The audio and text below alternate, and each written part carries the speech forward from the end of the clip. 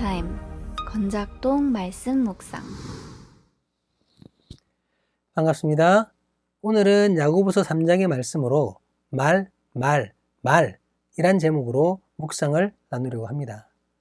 오늘 본문에서 야고보 장로는 말을 제하는 것의 중요성을 이야기합니다. 특히 통제되지 않는 거짓 교사들의 말에 대해서 경고합니다. 지금도 그렇지만 당시 교회 속에서 가르치는 자, 즉 선생의 역할은 매우 컸습니다. 야고보 장로는 선생이라는 자리가 중요한 만큼 큰 책임이 따른다는 것을 말하고 있습니다. 가르치는 말은 그 말을 한 사람은 물론 듣는 이에게도 많은 영향력을 행사할 수밖에 없습니다. 그런데 말이 많아지면 실수가 발생할 확률이 높아집니다. 말을 많이 하다 보면 엉뚱한 소리를 하게 될 가능성이 너무나도 큽니다. 그리고 그 엉뚱한 소리는 누군가에게 상처를 주거나 하느님의 뜻에 어긋난 말이 될 가능성이 큰 것입니다. 야고보 장로는 말에 실수가 없는 사람을 온전한 사람이라고 평가합니다. 말을 제어함으로 자신의 온몸을 제어할 수 있는 사람이라는 것입니다. 그런데 성육신하신 예수님을 제외하고 인간들 중에 온전한 사람이 있습니까? 아무도 없습니다. 모든 사람은 불완전한 죄인입니다.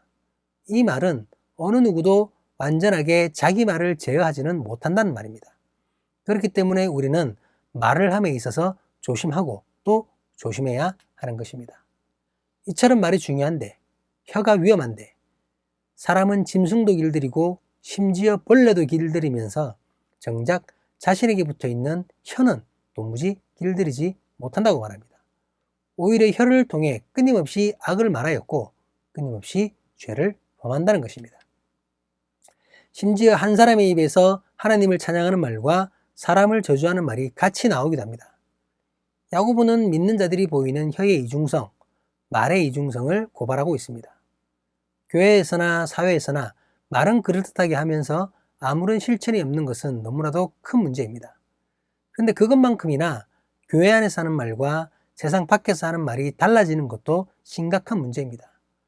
교회에서 온갖 미사 요구를 통해 하나님을 찬양하고 말씀을 되뇌이고 형제님, 자매님, 주님의 이름으로 사랑합니다 라고 고백하면서 교회 밖에서는 욕하고 저주하고 막말을 하고, 이것은 본인은 물론 그 사람이 예수님을 믿는 사람이라는 그 사실을 아는 사람에게도 악영향을 미치는 것입니다.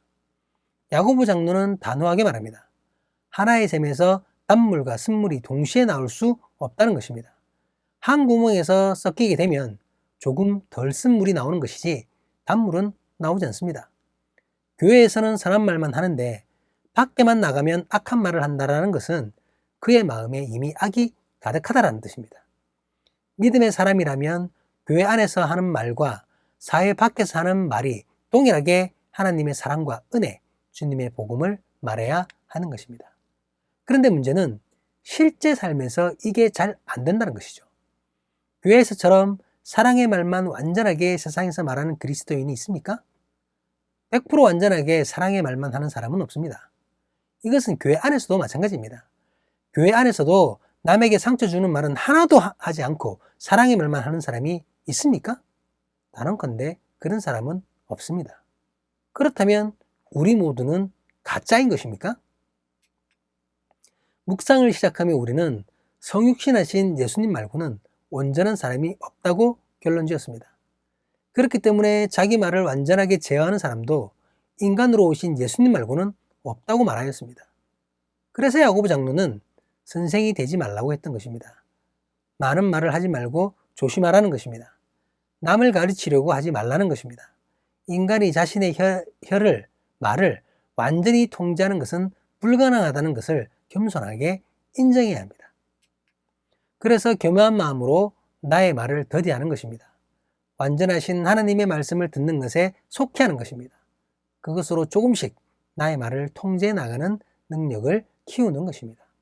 사랑하는 믿음의 신앙 공동체 여러분, 말이 얼마나 중요한지는 크리스찬이라면 너무나도 잘 알고 있습니다. 오직 우리 입술에서는 주님께 영광 돌리는 말만 나올 수 있기를 주님의 이름으로 기도합니다. 겸손함으로 내 입술의 말을 더디하고 주께서 우리에게 주신 복음 듣는 것을 속히 하는 지혜의 사람이 될 수 있기를 기도합니다.